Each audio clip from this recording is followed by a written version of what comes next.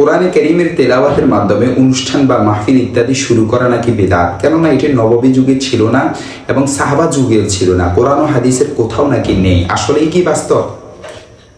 বৈধ কোনো অনুষ্ঠান ও দ্বীনি মাহফিল কোরআন তেলাওয়াতের মাধ্যমে শুরু করা জায়েজ এবং বরকতপূর্ণ কাজ, তা সাহাবায়ে কেরামের আমল দ্বারাই প্রমাণিত। এক হাদিসের মধ্যে আছে, আবু সাঈদ খুদরি রাদিয়াল্লাহু তাআলা আনহু বলেন, রাসূল সাল্লাল্লাহু আলাইহি ওয়াসাল্লামের সাহাবীগণ যখন পরস্পর একত্রে বসতেন এবং তারা ফিকহ ও দ্বীনি বিষয়াদি নিয়ে কথাবার্তা বলতেন, তখন তারা কথাবার্তা শুরুই করতেন না যতক্ষণ না তাদের মাঝে কোনো সূরা তেলাওয়াত করা হতো বা কোনো ব্যক্তিকে আদেশ করা হতো যে কোনো সূরা তেলাওয়াত করার জন্য, কোরআন কারীমের কোনো জায়গা থেকে তেলাওয়াত করার জন্য, এবং সে তেলাওয়াত করত। দেখতে পারেন মুস্তাদরাকে হাকিম হাদিস নং 322, আত-তাবাকাতুল কুবরা ইবনে সাআদের 2 নং খণ্ড 374 নং পৃষ্ঠা, আল মাদখাল ইলা সুনানিল কুবরা বাইহাকির হাদিস নং 419।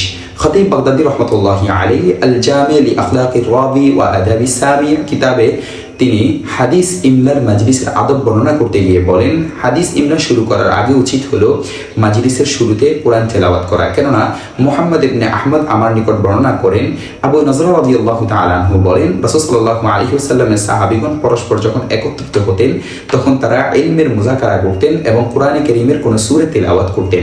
দেখতে পারেন আল জামি লি আখলাকির রাবি ওয়া আদাবিস সামিয়া 2 নং খণ্ড 64 নং পৃষ্ঠা। হাফিজ সামাআনী রাহমাতুল্লাহি আলাইহি, ইবনে কাসীর রাহমাতুল্লাহি আলাইহি, ইমাম নববী রাহমাতুল্লাহি আলাইহি, হাফিজ সাখাবী রাহমাতুল্লাহি আলাইহি প্রমুখ মুহাদ্দিসগণ থেকেও অনুরূপ বক্তব্য রয়েছে এবং তারা এর সপক্ষে উক্ত হাদিসগুলি উল্লেখ করেছেন।